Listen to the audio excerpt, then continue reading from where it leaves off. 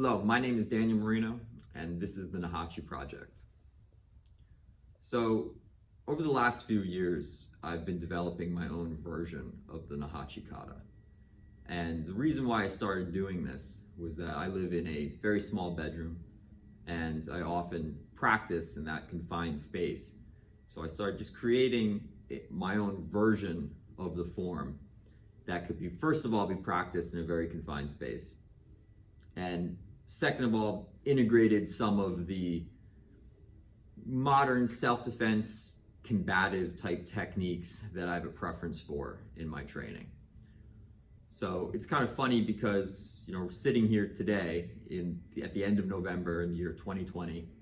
I have a lot of students who have been training exclusively online in their homes with me for 9 months now. And this has created some obstacles in our training, and not the least of which was the issue of training in a very confined space.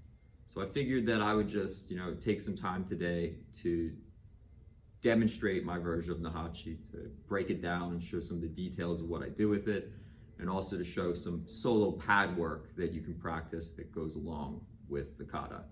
So thank you very much for watching, and I hope that you enjoy.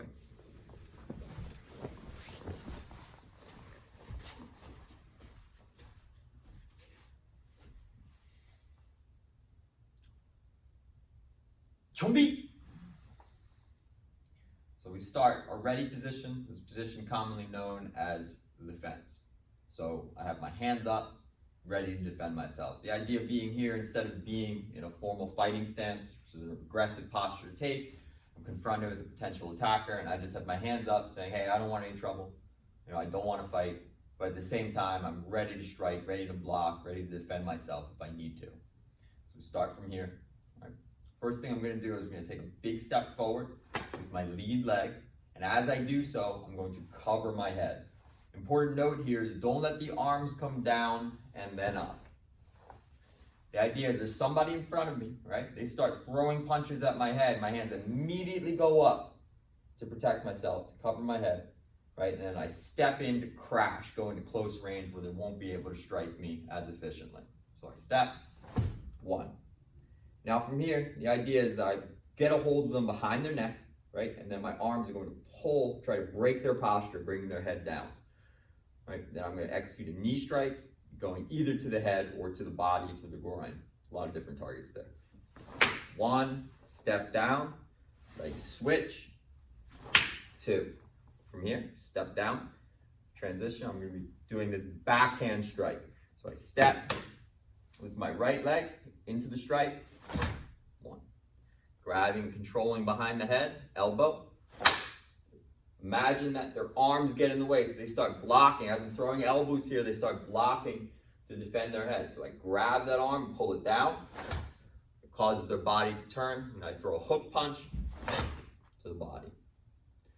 From here, imagine again, we're in close. They start punching to the head again, so my arm comes up to frame their neck and give me some leverage, some ability to defend myself from those punches. I do a punch to the body, arm comes back, uppercut to the chin. My left leg comes up, sweep, coming down, hammer fist strike. Right leg comes up, sweep, arm comes through, hammer fist strike. Arms come down, big motion, big hammer fist strike with my left arm. That's the halfway point. Now we'll repeat the same sequence on the other side. Bring everything in, stepping into the strike to give it power. Elbow, pull down, hook punch, frame, punch, back, punch, sweep, strike, big strike to finish, bottle. Back to our ready position, and relax. And that's the form.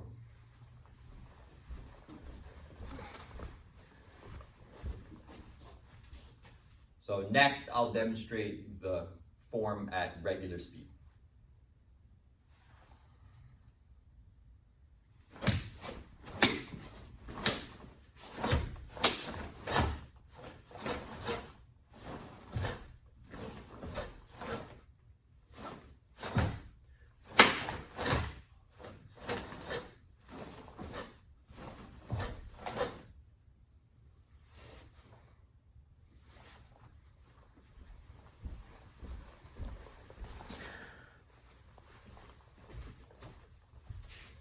Okay, so next we're going to address another issue with socially isolated practice, which is that, pad work, actually hitting something, is a very important part of karate practice.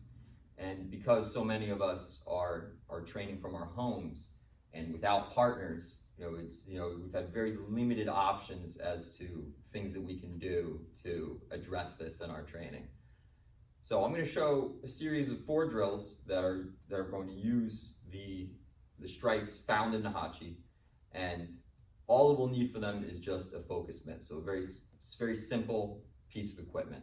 And the cool thing about these drills is that you won't even need someone to hold the pad for you. We're going to hold it for ourselves.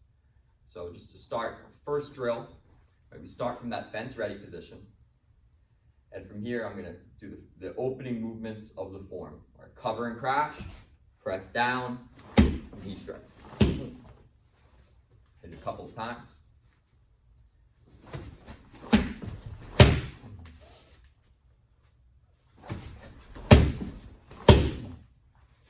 So for the next one, we're going to move along in the form. Start from the fence ready position again. I'm going to step forward and do that backhand strike with the hand that has the pad, then follow up with the elbow. A couple of times.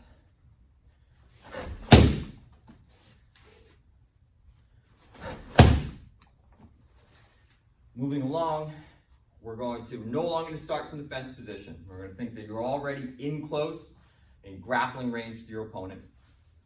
So we come in close and we're going to grab and pull down and then follow up with that hook punch. And for this one, it can be done to the body or to the head. Just to demonstrate.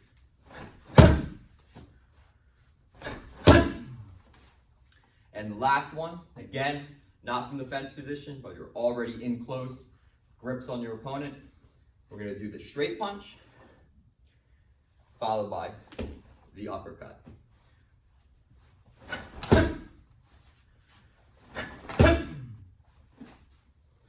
So those are the drills. Thank you. Thank you very much for watching, everybody.